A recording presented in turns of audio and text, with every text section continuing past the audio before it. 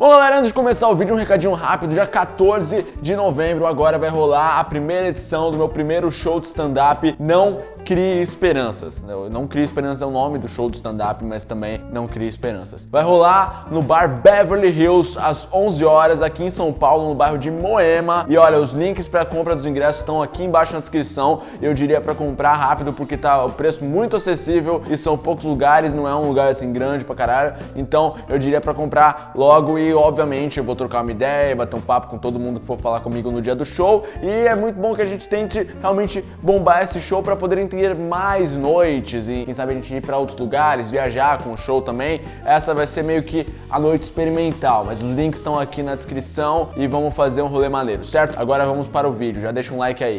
Olá, senhoras e senhores, sejam bem-vindos a mais um Rabiscando a Vida. E essa história é um tanto quanto curta, mas ela meio que mudou a minha vida. Eu arrisco dizer que essa história mudou todo o jeito que eu enxergo a sociedade como um todo. Se eu não tivesse vivido essa situação na minha vida, a minha visão de mundo seria incompleta. E sim, tem a ver com rola. Como a maioria das histórias traumáticas, essa história começa com um taxista. E percebam que eu disse taxista, não um motorista de Uber. Existe uma diferença crucial entre um Uber e um taxista. Taxista é uma entidade da cidade, sabe? Ele é treinado para sobreviver ao que essa cidade tem de pior para oferecer. O trânsito, a poluição, a violência. Sabe? Um homem exposto a todos esses fatores durante tanto tempo, ele muda, ele se torna parte da cidade. Sabe aquele filme A Lenda do Tarzan? O cara foi criado no meio da selva e tal. O taxista é tipo isso, só que com a cidade. Não são cipós, são camisinhas usadas. Ele sabe onde tá cada radar, onde tá cada talho, onde tem as putas, onde compra pó. E você não quer ser inimigo de um taxista. Certo dia eu estava saindo de um evento de internet, eu tava cansado pra cacete, porque eu tive que ficar até o final do evento. Então todas as saídas estavam completamente congestionadas e lotadas de pessoa. E eu nunca tinha usado um Uber na minha vida. Isso foi no começo dessa coisa e o transporte público já tinha fechado, então eu tinha que pegar a porra de um táxi. Tinha uma fila imensa de táxis na frente do evento, mas todos já estavam ocupados por pessoas mais importantes que nós, ou seja, qualquer pessoa. Então o motorista não ia trocar uma blogueira milionária por um moleque com cara de fome igual eu. Então nós seguimos a fila até quase o final, até que um taxista abordou a gente. Ele era tipo o estereótipo do taxista malandro, filha da puta. O cara tinha cheiro de perfume falsificado. O Augustinho Carrara foi inspirado nele. Ele tava esperando um cliente, mas como a nossa viagem era mais lucrativa pra ele, a gente ia pra mais longe, ele meteu um perdido na mulher que ele ia levar e levou nós. E isso já era uma dica do tipo de pessoa que ele era, sabe? Aquele cara que você olha e pensa, esse homem é o problema do Brasil, sabe? Eu sentei na frente, meus 3 amigos no banco de trás e a gente seguiu a corrida. E aí ele começou com aquele papo de taxista, sabe? Tipo, ele fala sobre o tempo, se tá calor, se tá frio, se vai chover, que tem que matar todos os maconheiros. São 2 assuntos que os taxistas adoram conversar sobre: o tempo, o clima, meteorologia no geral e genocídio. E esse que ele tá lá, tagarelando, quando ele solta que um dia ele tava no metrô, por algum motivo ele resolveu compartilhar que tinham 2 garotas se beijando e ele começou a encarar e tentar colocar a cara nojenta dele entre as duas e tal, e falou isso rindo, como se fosse uma história muito maneira. E eu dei aquele sorriso amarelo de nervoso, pensando, esse cara é um psicopata, ele vai matar a gente. A gente tava, sabe, no cu do mundo, numa rua deserta, 80 km por hora, no escuro, no carro desse homem estranho, parecia um pedófilo dos infernos, e ele continuou falando algumas barbaridades, sabe, nada que você nunca tenha ouvido no grupo de família no WhatsApp. E aí ele passou por todo aquele clichê do coroa revoltado com a modernidade e tal, passou por todos os setores da sociedade e chegou nos gays. E aí ele começou a falar aquele papo de homens beijando na rua, não sei o que lá. Nesse momento é bom lembrar que um dos meus amigos do banco de trás é um membro ativo da comunidade gay. Quer dizer,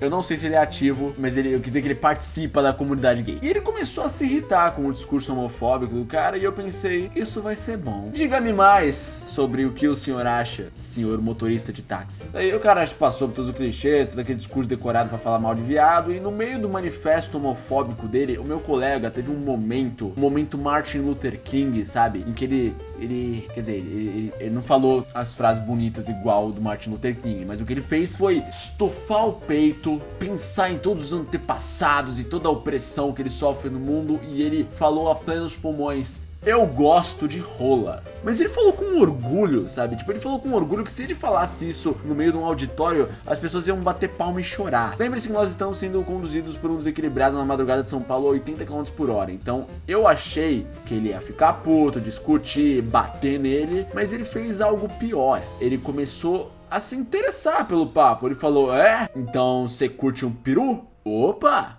veiudão? Por favor. E eu pensando, que merda que tá acontecendo agora, cara? O motorista falou, rapaz, eu vou te machucar. E o meu colega respondia atiçando ele, sabe? Tipo, que nada, isso é só papinho, você deve ter um piruzinho minúsculo, você não é de nada. E eu pensando, caralho, o que está acontecendo nesse momento, cara? Eu tô testemunhando uma abertura de um filme pornô nessa porra. Os meus dois outros colegas começaram também a se olhar confusos. E isso aconteceu durante alguns minutos, sabe? O taxista falava o quanto que aquele moleque não ia aguentar a magnitude da piroca dele. E ele atiçava o cara, mas com um tom de ódio, sabe? Os dois estavam falando coisas pornográficas, mas agindo como se eles estivessem discutindo política, tá ligado? E o mais surreal foi eu ver um cara que tava pagando de machão 5 minutos atrás simplesmente se propor a transar com um moleque gay só porque ele soube que ele era gay. Os gritos começaram a ficar cada vez mais altos, todo, sabe? O negócio começou a ficar incompreensível. Eu só lembro de ter ouvido a seguinte frase no meio da confusão. O taxista virou e disse, rapaz, se eu botar pra derreter, você vai chorar. Meu colega continuou duvidando com a raiva dele. Nesse momento, o carro tava andando a uns 80 km por hora. O taxista começou a tirar o cinto